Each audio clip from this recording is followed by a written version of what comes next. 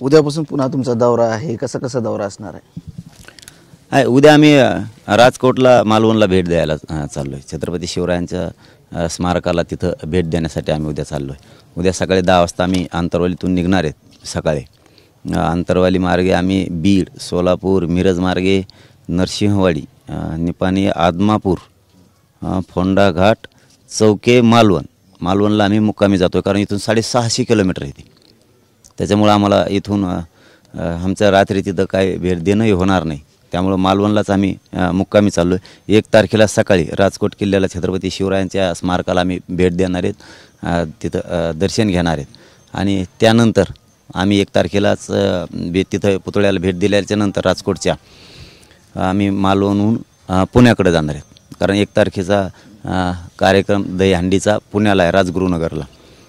तिथं जाणार आहेत. मालवण, कराड, सातारा, पुणे मार्गे राजगुरूला दहीहंडीच्या कार्यक्रमाला जाणार आहेत. आणि मुक्कामसुद्धा आमचा 1 तारखेचा पुण्यात राजगुरुनगरलाच आहे. 2 तारखेला सकाळी आम्ही राजगुरुनगरहून बहुतेक आता हे ठरलं आहे वाटतं की नाही, आणखीन कन्फर्म करायचं राहिलं. भीमाशंकराच्या दर्शनासाठी मला वाटतं सोमवार पण येतो, त्या दिवशीच दर्शनाला जाणार आहेत. आणि त्यानंतर 4-5च्या दरम्यान, आता ती वेळ बी दिला नाही, देणार आहेत ते पुणे जिल्ह्यातल्या प्रत्येक तालुक्यातल्या प्रमुख मराठा बांधवांची बैठक पण 2 तारखेला पुण्यालाच आहे. 5-6चा टायमिंग असायला असा अंदाजा वाटतो आहे तिचा. याच्यावर काय फायनल दिला नाही त्यांनी आणखीन.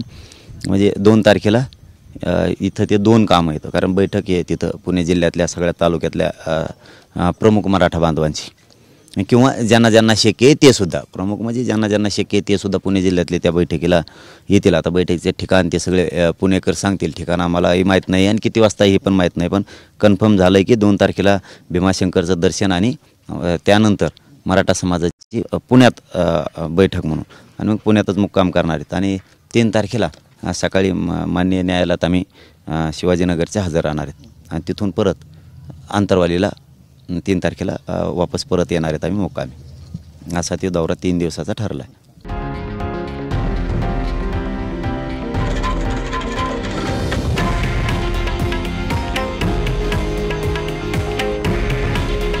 हे आहे देशातील नंबर 1 न्यूज नेटवर्क आणि आपण पाहत आहात TV9 मराठी.